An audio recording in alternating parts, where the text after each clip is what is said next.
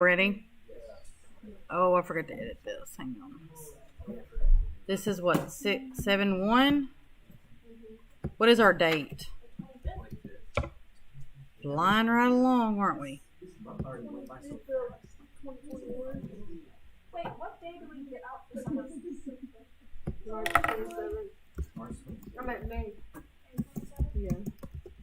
I'm on my birthday in school for the first time. When do we come back from summer? I don't know. I can look after we do our lesson. Okay, so we are starting our new unit today. It is ratios and proportions. Can you tell me what a ratio is? Do anybody know? A what? Yes. So what the general answer that I normally get when I say what's a ratio is somebody almost always says this. And that is a ratio. And we read this as 3:2:4. But that's not the ratios that we're going to be looking at. Well, let me rephrase that. It is the same ratios, but we're going to write them as a fraction. All a fraction is a ratio. All a ratio is a fraction.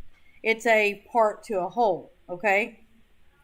Now, we're going to be using ratios and setting them up so that we have two ratios that are equivalent to each other.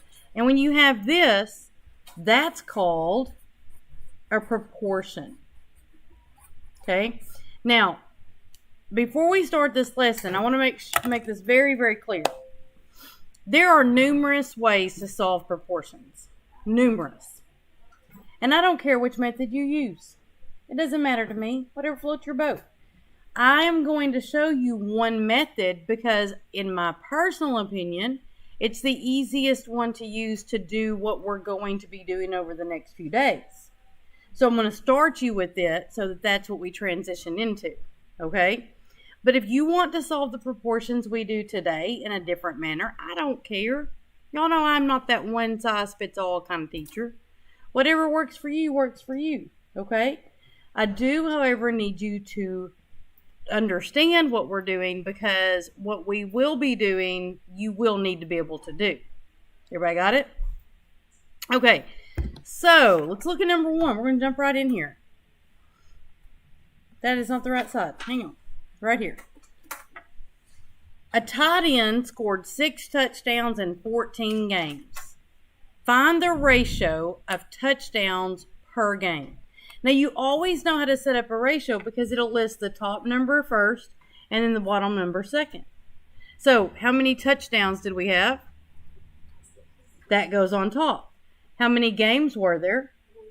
That goes on bottom. Now, this is the general ratio of touchdowns to games, but it didn't want just touchdowns to games. It wanted touchdowns per game. That means we have to simplify this down to where the denominator would be a 1. Since this is smaller than that, we're going to have a decimal. Okay? So the easiest way to do that is just take our trusty little calculator and plug in 6 divided by 14. We're going to have to round it, right? So our answer is going to be approximate, and it's approximately 0.43, right? Now, what this means is that this tight end scored approximately 0.43 touchdowns per game. Less than a touchdown a game. Now, we know that you can't score a partial touchdown. They don't get to the end zone and put their toe in and be like, oh, 0.43 touchdowns. It doesn't work that way, right? This sort of data you would compare like year to year to year. You would be like, oh, he scored 0.43 this year. Last year, he was only at 0.27 touchdowns per game. Stats. This is for stats. This is not for we're going to really hammer in that 0.43 touchdown today. That doesn't work, right? That's not a real thing. But this is for comparing data from one year to another. Okay? Look at number 2. So in number 2, it says, in a schedule of 6 classes, Marta has 2 elective classes. Do y'all know what elective classes are? Do you know what those are? Those are the ones you get to pick. So elective classes are like art or football or ag classes or things that you get to pick. Non-elective classes are the things you have to have. Geometry, like you don't get to pick it. I'm sure you would all pick it if you could, but you don't get to. You're forced in here. Your English class, your science class, your history class, those are things you have to have. Those are non-elective, okay? Well, MARTA has 6 classes, and 2 of them are elective. And it wants you to write the ratio of elective to non-elective. So elective on top, non-elective on bottom. So what goes on top numerically? What goes on bottom? No. 4. Now let's talk about why it's 4. That 6 represents all of her classes. 2 of those classes are elective. That means the remaining 4 classes are the non-elective classes. So it's 2 over 4. Now, we do need to simplify it if we can. So how do we simplify 2 over 4? So it'd be 1 over 2 or 0.5, right? If we can leave it a fraction, let's just leave it a fraction, okay? Okay, look at number 3. Out of 274 listed species of birds in the United States, 78 species made the endangered list. Find the ratio of endangered species to listed species in the United States. So what number goes on top? What number goes on bottom? Why are we not subtracting this time? Because it says listed species. If it said endangered to non-endangered, then we would subtract. But it doesn't say listed to non-endangered. Well, I don't know what I just said. It doesn't say endangered to non-endangered. It says endangered to listed. And listed is all of them, right? All of them. Now, we need to simplify this. I'm going to show y'all, excuse me. Once again, there is a lot of different ways of simplifying this, but I'm going to show y'all what I think is the easiest way using a calculator to simplify a fraction. So we're going to plug it in as just a division problem. We're going to plug it in as 78 divided by 274 and hit enter. Now, the keystrokes that we're going to hit is math, the math key, which is right underneath the green key, and then enter. When we hit math, this is the menu that comes up. By hitting enter, we're selecting convert to fraction. So we're going to hit enter, and then we're going to hit enter one more time to tell it, hey, convert that to a fraction. And that gives us the most simplified version of that fraction, which is 39 over 137.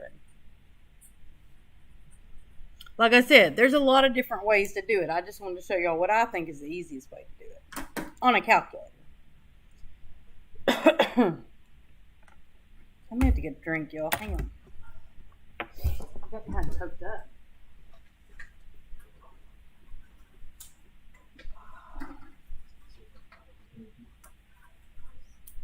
For some reason that I do not understand,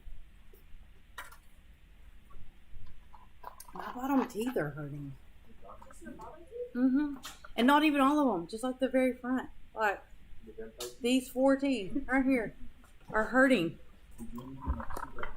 No, I've had some ham and cheese. That's all I've had, and some Diet Coke. That's what I've had today. What? I don't like ice. I don't put ice in my drinks. It feels like I'm swallowing pills. It feels like what? I'm swallowing pills. Like right this second? No, like when I drink ice. Oh, when you drink ice. Gotcha. Yeah, I don't like ice. I don't drink it. I don't put it in my drink. Okay, let's talk about Myra. Myra's playing a board game, and after 12 turns, Myra has landed on the blue space 3 times. If the game lasts for 100 turns, predict how many times Myra will land on a blue space. So here's what we're comparing. We're comparing the number of times she lands on a blue space to how many turns there were, right? Well, we know that so far, Myra has landed on a blue space 3 out of 12 times. So we can set that up as a ratio of 3 out of 12. Now we're going to make this a proportion where we have equals and then we have another ratio. The key to setting up proportions is whatever you have on the top on one side, you have to have the same thing, the same type of thing on the top on the other side. Whatever you have on the bottom, same type of thing on the bottom on the other side. So on the top, we have 3. 3 represents how many times she's landed on the blue space. That means on the top over here, we need how many times she lands on the blue space. But we don't know that. So if it's something we don't know in math, what do? True, but that wasn't what I was really asking for. We give it a variable. So we're just going to throw an X on there. We don't know how many times she landed on a blue space. That's what we're trying to find, right? Now, on the bottom over here, we have a 12. That 12 represents the total number of turns Myra's taken so far. So over here, we're going to put the total number of turns. What is that in this problem? 100. Does everybody see why we set it up like that? Okay, so now that we have it set up, here's where the solving's coming in. This is the part I told you. I know there's a bunch of different ways to do it. Okay?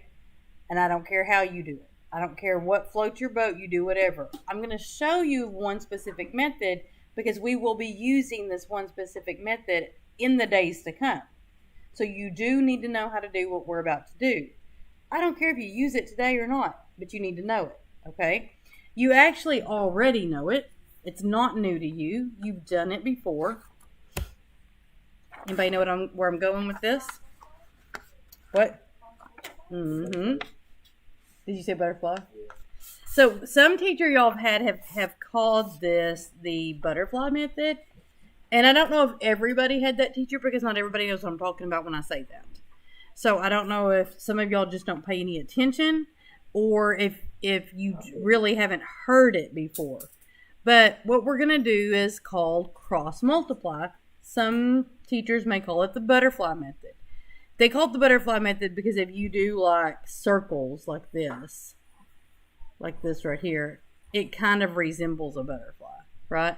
I don't do those little circles like that. I do. So if I have 3 over 12 equals x over 100, if I'm going to show work, I just like do an x like this. So 3 times 100 is 300. And 12 times x is 12x.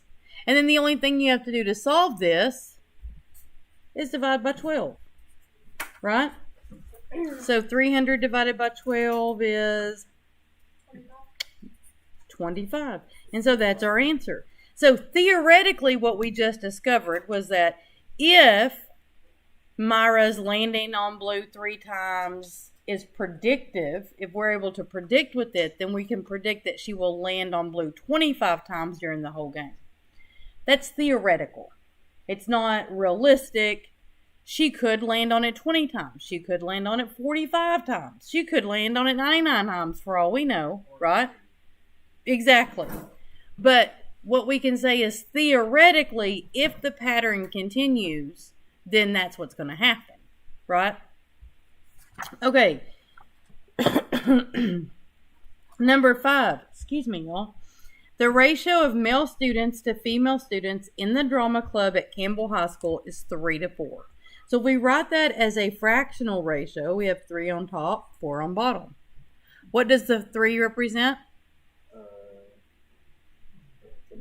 Male students. What does the 4 represent?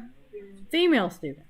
So when we write this ratio over here to set up our proportion, the top needs to be male, the bottom needs to be female.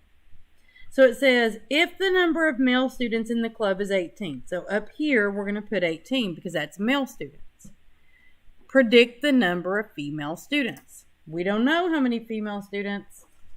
We get an X, right? So, once again, what are we going to do to solve it? Cross multiply. So, we're going to do 3 times X and 4 times 18. Is that 72? And then divide both sides by 3. And what do we get for X? So that says if there's 18 male students, at the ratio of 3 to 4, there's 24 female students. This one's not predictive. This one is they gave us the ratio and then how many male students there were. We're calculating how many female students. So we're not predicting the number of female students here. We're actually telling how many there are. You'll see the difference in those two things? Okay, so the next little section here, we're just cross multiplying and solving. That's all we're going to do. So we're going to do 2 times 40, 80, equals 5 times X, 5X, and then what?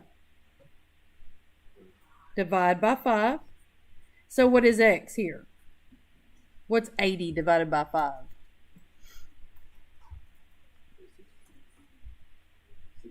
16. I'm gonna trust you. If that's what you say it is. I'm going with it. Okay. This one. 7 times X, 7X. 10 times 21, 210. Divide by 7. X is 30. Right? On this one, 20 times 6, 120. 5 times X, 5 times 4X, which is 20X, right? And then we're going to divide by 20. And X is what? X is 6. Okay? So on this next one, 5X times 8 is 40X. What's 4 times 35?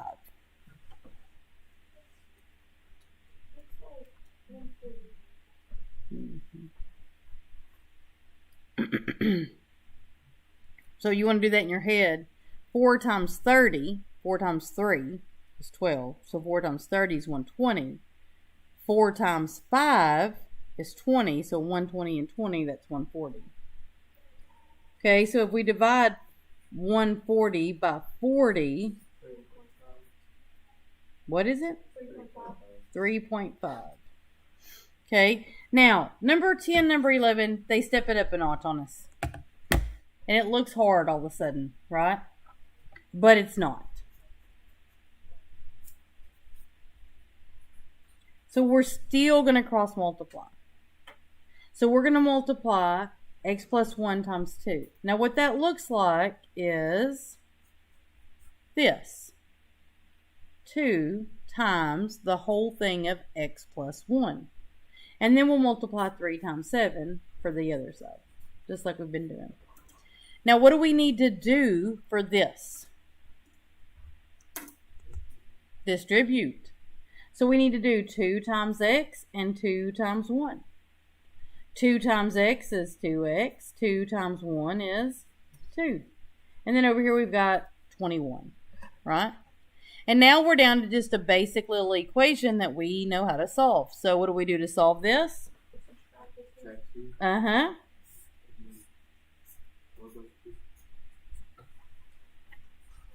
And then divide by 2, Jared said.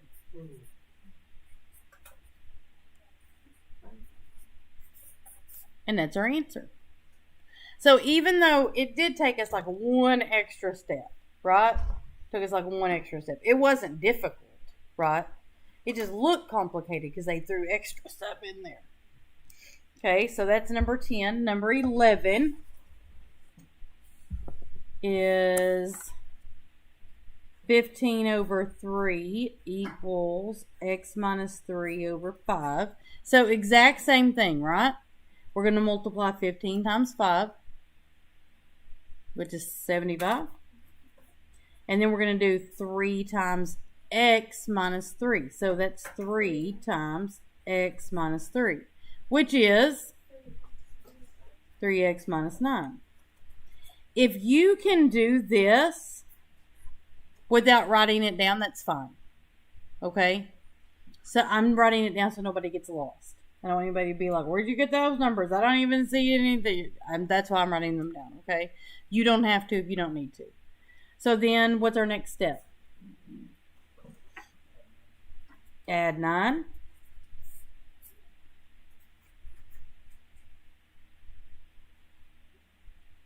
$84. And then divide by 3. And what do we get? 20 what? 28. Okay. Okay. 12, 13, and 14 are the same problem. They just use different numbers. But they're all identical problems. So we're just going to do one of them because there's no sense in doing the same thing over and over and over. Right? So on number 12, it says the ratio of the measures of the sides of a triangle is 3, 5, 7. Okay, I'm going to write that down. 3, 5, 7. Now, those are not the sides of the triangle. That's the ratio. That means that we've simplified it, right? That means some number's been divided out of all those sides. It's the same number. It may be 10 or 20 or 50 or 72 or 19.8 or whatever. But something has been divided out of every one of those sides, right? So if we knew what that number is, we could multiply each of these numbers by that number to get the side length. We just don't know what that number is. But since we don't know it, we can write it as 3x is one side, 5x is another side, 7x is another side. Does that make sense so far? Now, what they did tell us was that the perimeter of the triangle is 450 centimeters. How do you find perimeter of a triangle? You add the sides. So if we add 3x plus 5x plus 7x, that has to equal 450. Now that gives us a very basic equation to solve. When we solve this equation, so we've got 15x, thanks Jared. And then we divide by 15, what's that going to give us? 30? Now, that's not the side. This is the scale factor.